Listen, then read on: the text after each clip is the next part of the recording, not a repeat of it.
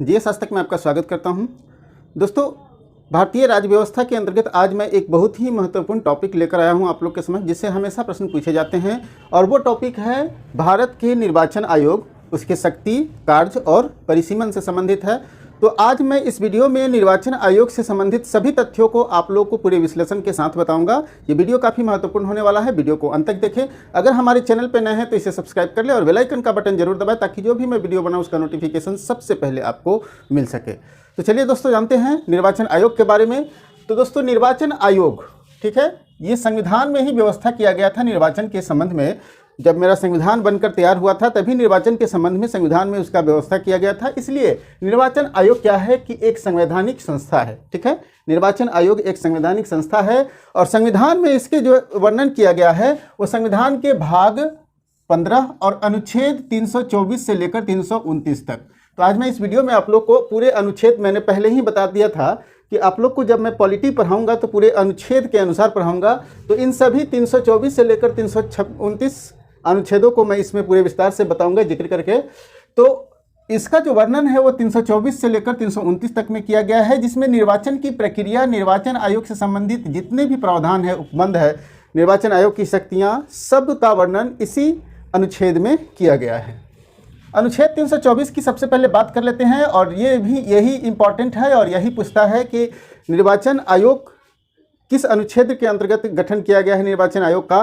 तो ये 324 ही आता है। 324 में ये बताया गया है कि भारत में एक स्वतंत्र निर्वाचन आयोग होगा, जो सभी निर्वाचन, चाहे वो लोकसभा का हो या विधानसभा का हो या फिर राष्ट्रपति का हो या उपराष्ट्रपति का निर्वाचन हो, उनके क्रियाकलापों के कार्यों को देखरेख करेगा, निर्वाचन करवाएगा निष्पक्ष रूप से, ठीक है। तो स्वच्छ और स्वतंत्र निर्वाचन करने के लिए अनुच्छेद 324 में ऐसा व्यवस्था किया गया है कि एक निर्वाचन आयोग होगा। वर्तमान में 3 सदस्यीय निर्वाचन आयोग है, जैसा कि आप लोग को मालूम है। एक मुख्य निर्वाचन आयुक्त होते हैं, उसके बाद 2 निर्वाचन आयुक्त और होते हैं जो उनके कार्यों में सहयोग करते हैं, ठीक है। तो वर्तमान में 3 सदस्यीय है, लेकिन इसका इतिहास भी लंबा है, क्योंकि जब निर्वाचन आयोग का गठन किया गया था 1950 में, तब उस समय 1 सदस्यीय निर्वाचन आयोग का ही गठन किया गया था, जिसे मैं आगे आपको विस्तार से बताऊंगा। तो 3 सदस्यीय निर्वाचन आयोग है, एक मुख्य निर्वाचन आयुक्त और 2 अन्य निर्वाचन आयुक्त होते हैं, कुल 3 होते हैं, ठीक है। इनकी नियुक्ति राष्ट्रपति के द्वारा किया जाता है। निर्वाचन आयोग, मुख्य निर्वाचन आयुक्त और 2 अन्य निर्वाचन आयुक्त, इन तीनों की नियुक्ति जो है वो राष्ट्रपति के द्वारा ही किया जाता है। निर्वाचन आयोग की सेवा शर्तें और उनकी कार्य अवधि जो है, इसका निर्धारण संसद के द्वारा किया जाता है। ये ध्यान रखेंगे, ये भी सवाल आया है कि निर्वाचन आयोग की सेवा शर्तें और उनके जो भी प्रावधान हैं, जो कार्यावधि है, उसका निर्धारण कौन करता है। तो ये हमेशा ध्यान रखेंगे कि निर्वाचन आयोग की नियुक्ति तो राष्ट्रपति करता है, लेकिन उसकी सेवा शर्तों और कार्यावधि का निर्धारण जो है वो संसद के द्वारा किया जाता है, ठीक है। कार्यकाल की बात करें तो कार्यकाल, अगर वो जिस दिन से पदभार ग्रहण करते हैं उस दिन से 6 वर्ष या 65 वर्ष की आयु तक, ठीक है, 6 वर्ष या 65 वर्ष की आयु तक जो भी पहले हो जाए। अगर 6 वर्ष पहले पूरा हो जाएगा तो 6 वर्ष के बाद हटना पड़ेगा, या फिर 65 वर्ष की आयु पहले पूरी हो जाएगी तो उनको उतना समय के बाद हटना पड़ जाएगा। तो 6 वर्ष या 65 वर्ष की आयु तक जो भी पहले हो, इनका कार्यकाल निर्धारित होता है। अब हम लोग बात कर लेते हैं चुनाव आयोग के इतिहास के बारे में। कैसे चुनाव आयोग जो है वो 1 सदस्यीय से आज 3 सदस्यीय है, किस तरह से उनके प्रावधान किए गए। तो 1950 में जब चुनाव आयोग अर्थात निर्वाचन आयोग का जब गठन किया गया 1950 में, उस समय 1 सदस्यीय था, ठीक है। और ये अक्टूबर 1989 तक 1 सदस्यीय टीम के रूप में काम किया, 1 सदस्यीय आयोग के रूप में काम किया निर्वाचन आयोग। कब से? 1950 से लेकर 1989 तक।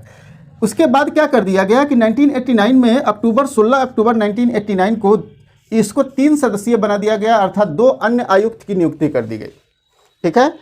पहले क्या था, 1950 से लेकर 89 तक वो 1 सदस्यीय काम किया अक्टूबर तक, और 16 अक्टूबर को उसमें क्या किया गया कि 2 और आयुक्तों की नियुक्ति कर दी गई। अब वो हो गए 3 सदस्यीय, ठीक है, जो वर्तमान में है। लेकिन क्या किया गया कि कुछ ही दिनों के बाद 1 जनवरी 1990 को 2 जो नई नियुक्ति की गई थी, 2 नए आयुक्त की नियुक्ति की गई थी, उनका पद समाप्त कर दिया गया, ठीक है, उनका पद समाप्त कर दिया गया।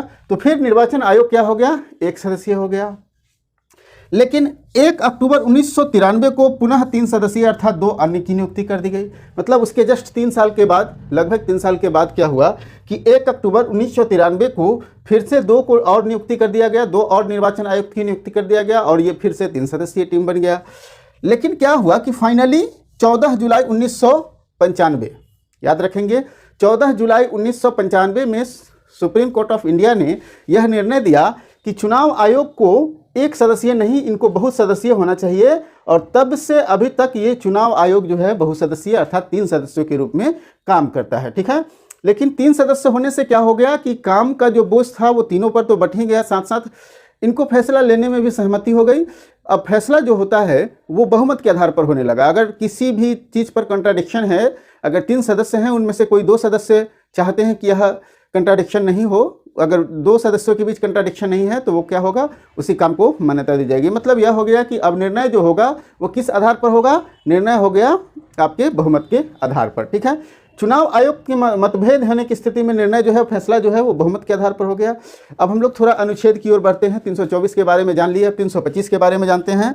तो अनुच्छेद 325, ठीक है, प्रत्येक निर्वाचन क्षेत्र के लिए ये निर्धारित करता है कि 325 यह निर्धारित करता है कि प्रत्येक निर्वाचन क्षेत्र के लिए क्या होगा, एक मतदाता सूची होगा। उसी मतदाता सूची के आधार पर क्या किया जाएगा, चुनाव कराया जाएगा, ठीक है। तो एक मतदाता सूची तैयार करने के लिए कहा गया, लेकिन यह भी निर्देश दिया गया कि अगर जो मतदाता सूची है, मतदाता सूची बनाया जाएगा, उसमें जाति धर्म आधार को वरीयता नहीं दिया जाएगा। मतलब किसी भी तरह से किसी भी सामाजिक परिस्थिति का दबाव नहीं होगा, उसमें सभी वर्गों का सम्मिश्रण होगा, ठीक है। कोई विशेष प्रतिनिधित्व नहीं दिया जाएगा, जैसे बहुत सारे कंट्रीज में ऐसे हैं जहां अल्पसंख्यकों को मत करने का अधिकार नहीं है। तो भारत में वैसा नहीं किया गया। यहाँ के जो भी नागरिक है, भारत के जो भी नागरिक है संविधान के अंतर्गत, उनको मत देने का अधिकार दिया गया बिना किसी झिझक के, ठीक है। तो ये मत देने का अधिकार जो है, चुनाव का जो सूची तैयार करने का अधिकार है, यह अनुच्छेद 325 में वर्णन किया गया। अब हम लोग अनुच्छेद 326 के बारे में जान लेते हैं। अनुच्छेद 326 में यह निर्धारित किया गया कि निर्वाचन जो होगा वो वयस्क मताधिकार के आधार पर होगा, ठीक है। वयस्क मताधिकार अर्थात वैसा व्यक्ति जिसका उम्र 18 वर्ष या उससे अधिक हो, उसी को वयस्क माना जाता है। तो 18 वर्ष या उससे अधिक आयु वाले लोग ही चुनाव में भाग ले पाएंगे, उससे पहले के 18 वर्ष से कम के लोग नहीं भाग ले पाएंगे। तो वयस्क मताधिकार का निर्धारित कर दिया गया कि अब चुनाव क्या होगा, वयस्क मताधिकार के आधार पर होगा। और ये इसका वर्णन किसमें किया गया, अनुच्छेद 326 में किया गया, ठीक है। लेकिन इससे पहले जो वयस्क मताधिकार की उम्र सीमा थी वो 21 वर्ष थी, ठीक है। इससे पहले 21 वर्ष थी, 21 वर्ष ही के व्यक्ति को ही वयस्क माना जाता था। लेकिन 61वें संविधान संशोधन अधिनियम 1989 के द्वारा, याद रखेंगे ये प्रश्न कई बार आ गया है एग्जाम में, 61वें संविधान संशोधन 1989 के द्वारा जो 21 वर्ष की उम्र सीमा थी वयस्क मताधिकार की, उसको घटा करके कितना कर दिया गया, 18 वर्ष कर दिया गया, ठीक है। तब से 89 से वयस्कता का जो लिमिटेशन है वो 18 वर्ष माना जाता है, ठीक है। अब हम लोग बात कर लेते हैं अनुच्छेद 327 की। तो अनुच्छेद 327 में यह व्यवस्था किया गया कि विधानमंडल में निर्वाचन संबंधित कोई भी उपबंध होगा, उसको शक्ति किसको दे दिया गया, संसद में निहित हो गया कि विधानमंडल में निर्वाचन से संबंधित कोई भी उपबंध अगर लाना होगा, नया कुछ भी एडिशन करना होगा, तो वो कौन करेगा, संसद करेगा, ठीक है। उसी तरह 328 कर दिया गया। 328 में ऐसा व्यवस्था किया गया कि अगर निर्वाचन से संबंधित विधानमंडल में किसी राज्य के विधानमंडल से संबंधित होगा तो वो उपबंध लाने का अधिकार राज्य के विधानमंडल के पास ही होगा, ठीक है। अनुच्छेद 329, ठीक है, निर्वाचन संबंधी मामलों में न्यायालय हस्तक्षेप नहीं करेंगे, ठीक है। अनुच्छेद 329 यह निर्धारित कर दिया गया कि निर्वाचन से संबंधित अगर किसी भी तरह का कोई मैटर हो तो उसमें न्यायालय जो है वो हस्तक्षेप नहीं करेगा। लेकिन 1996 में ऐसा एक घटना घटा जिसके कारण केरल हाईकोर्ट को यह अधिकार दे दिया गया कि आप निर्वाचन से संबंधित जो भी मामला है उसको आप देख सकते हैं, ठीक है, और उसका अपील सुप्रीम कोर्ट में किया जा सकता है। सिर्फ केरल में ऐसी व्यवस्था है, ठीक है। लेकिन अगर राष्ट्रपति उपराष्ट्रपति के चुनाव से संबंधित कोई भी विवाद हो तो उसका अपील होता है और उसका जो अर्जी दाखिल किया जाता है वो डायरेक्ट सुप्रीम कोर्ट में ही दाखिल किया जाता है। तो ये किस मामले में, राष्ट्रपति और उपराष्ट्रपति के चुनाव के मामले में। अब हम लोग निर्वाचन आयोग से संबंधित कुछ अन्य बातों को जान लेते हैं। निर्वाचन आयोग का जो वेतन भत्ते जो मिलते हैं वो संचित निधि से मिलते हैं, मतलब देश का जो संचित निधि है उसी संचित निधि से वेतन प्रदान किया जाता है।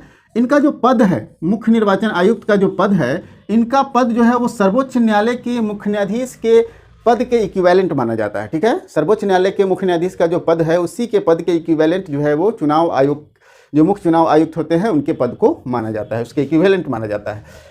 तो डेफिनेटली जब उसके इक्विवेलेंट है तो जिस तरह से सुप्रीम कोर्ट के जजेस को हटाया जाता होगा, सिमिलर वही प्रोसेस से निर्वाचन आयोग को भी हटाया जाता है। मतलब महाभियोग के द्वारा ही आप निर्वाचन आयोग को उसके पद से हटा सकते हैं। दोस्तों अब हम लोग जान लेते हैं निर्वाचन आयोग के पावर के बारे में। तो निर्वाचन आयोग का पावर जो है, निर्वाचन के समय चाहे वो संसदीय चुनाव हो या विधानमंडल का चुनाव हो, उस समय निर्वाचन आयोग का पावर जो है काफ़ी वास्ट हो जाता है। वो किसी भी पदाधिकारी का अपने लेवल से ट्रांसफ़र पोस्टिंग कर सकता है, किसी भी पदाधिकारी को उनके कार्य से अलग कर सकता है। जैसा कि आप लोग अभी देखे ही होंगे बंगाल के चुनाव में, वेस्ट बंगाल के चुनाव में उन्होंने क्या किया कि राज्य सरकार के मतलब राज्य सरकार से संबंधित जो भी पदाधिकारी थे उनको कार्य से रोक दिया गया है। तो ऐसा वो कुछ भी कर सकते हैं। पदाधिकारियों का ट्रांसफ़र पोस्टिंग भी चुनाव के दौरान उन्हीं के अधिकार में आ जाता है। ठीक है, तो निर्वाचन आयोग जो है, इनका जो मुख्य कार्य है वो है मतदाता सूची को तैयार करना, निर्वाचन के समय जो है अधीनस्थों को दिशा निर्देश देना। जो भी निर्वाचन समय जो भी कार्य होते हैं, कैसे करना है, कहाँ करना है, तो सभी चीज़ों का दिशा निर्देशन जो होता है वो निर्वाचन आयोग डायरेक्ट करते हैं। निर्वाचन क्षेत्र का परिसीमन कराना भी निर्वाचन आयोग की प्राइम जिम्मेदारी होती है। राजनीतिक दलों को ये मान्यता प्रदान करते हैं कि कौन सा राजनीतिक दल स्टेट लेवल का है, कौन सा राजनीतिक दल नेशनल लेवल का है। तो इसकी मान्यता भी कौन देता है? इसकी मान्यता भी कौन देता है? चुनाव आयोग ही देता है। राष्ट्रपति उपराष्ट्रपति के चुनाव को भी यही संपन्न कराते हैं। संसद के एवं या विधानमंडल के सदस्यों की योग्यता से संबंध में अगर कोई भी व्यक्ति अगर चुनाव से संसद में आता है या फिर विधानमंडल, राज्य के विधानमंडल में जाता है, अगर उससे अयोग्यता से संबंधित कोई मामला उठता है तो मामले का सुनवाई के दौरान जो होता है वो राष्ट्रपति को ये मतलब सलाह दे सकते हैं कि इसे अयोग्य ठहराया जाए या नहीं ठहराया जाए। ठीक है, लेकिन राष्ट्रपति जो है इनके सलाह को मानने के लिए बाध्य नहीं होते हैं, लेकिन राष्ट्रपति को ये सलाह दे सकते हैं। ठीक है, तो अब राजनीतिक दल को मेन जो है वो राजनीतिक दल को मान्यता प्राप्त करना है। ठीक है, राजनीतिक दल को जो है वो मान्यता प्राप्त करते हैं नेशनल लेवल के। और तो अभी आपको ये कमेंट में ज़रूर बताना होगा कि अभी भारत में कितने राष्ट्रीय दल हैं। ठीक है, भारत में कितने राष्ट्रीय दल है, ये कमेंट करके हमें जरूर बताएंगे। राष्ट्रीय दल को मान्यता प्राप्त करने के लिए कुछ शर्तें हैं, जिस शर्तों को अगर कोई भी दल लागू करता है, कोई भी दल अगर पूरा कर देता है उन शर्तों को, तो उन्हें राष्ट्रीय दल के रूप में मान्यता देता है चुनाव आयोग। ठीक है, तो पहला जो शर्त है वो है कि लोकसभा या विधानसभा के आम चुनाव में, ठीक है, 4 या 4 से अधिक राज्यों में कम से कम उसको 6% वैध मत प्राप्त हो। वैध मत मतलब वैसा मत जो वैलिड हो, इनवैलिड वोट को छोड़ करके अगर 6% उसको वोट प्राप्त हो जाता है तो उसे मान्यता दे दिया जाता है।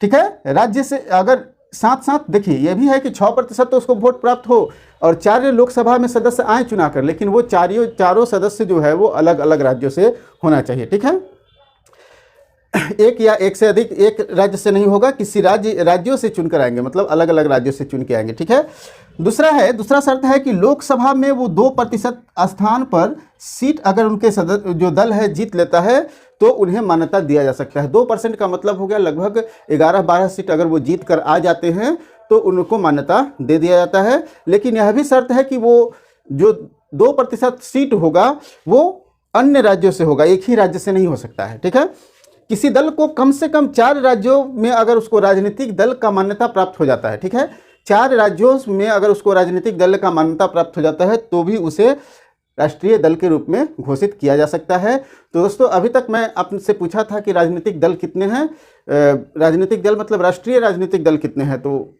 नेशनल लेवल के जो पॉलिटिकल पार्टीज़ हैं वो 8 हैं। ठीक है, 8 हैं और आप लोग जानते ही होंगे, तो 8 राजनीतिक दल है। अब हम लोग कुछ बातें कर लेते हैं परिसीमन से संबंधित। ठीक है, तो परिसीमन से संबंधित बातें कर लेते हैं। तो परिसीमन के लिए 84वां संविधान संशोधन किया गया था 2001 में, और इसके लिए एक प्रावधान किया गया था कि एक परिसीमन आयोग का गठन किया जाए।